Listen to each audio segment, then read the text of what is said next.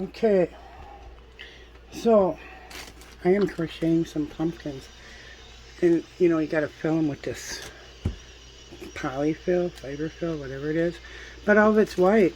I found some black, but they say you can dye polyester with this. Dye more, it has to be dye more. And a pan of water on the stove, which has to maintain 200 degrees. I don't know. So I'm going to let this get to a small boil, and then I'll put some dye in there. It says you got to put some dish soap in there too. And then we'll try a little bit of this polyfill. We'll see if it works. Oh yeah, don't forget, wear gloves. I got my gloves handy. Okay, so I decided to get a bigger pan. Now I'm going to turn the thing down a little bit. I'm going to add some dish detergent and the dye and then the fiberfill. Let's see what this does.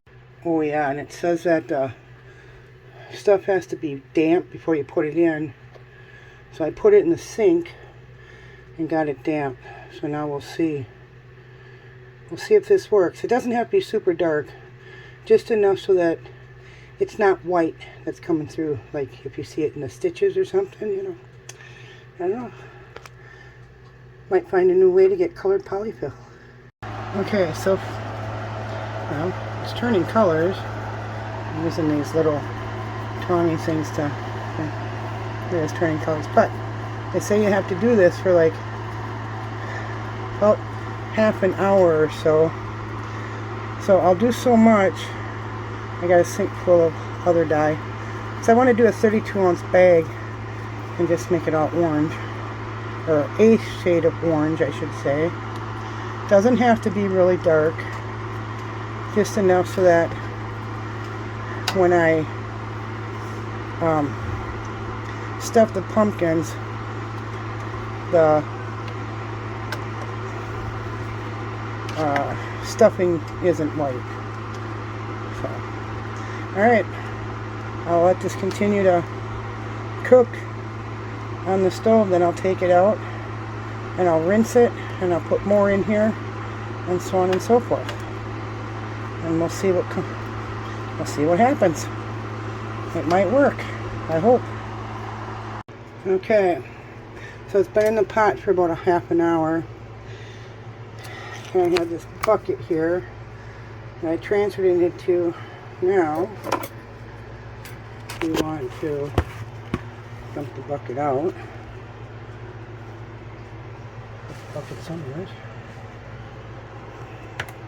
And run some cool water on it. Now, some of the orange is going to come out, which is fine, but not all of it. So I'll just rinse this, squish it out, and see what we got. Alright, well, this is what it looks like after I got it all rinsed out. I'm going to put it in the dryer. Now, you can put pillows in the dryer, so I don't see the problem with putting this in here. So, I wanted to see what the difference was in how long you dyed it, or left it in the water bath. Well, as you can see, I left this one in there a little bit longer. It's a little bit darker. This one's a little bit lighter, so I didn't leave it in as long. Now, I put it in the sink to rinse and bring it out, and as you can see, it has not dyed the sink orange. So that's a good thing.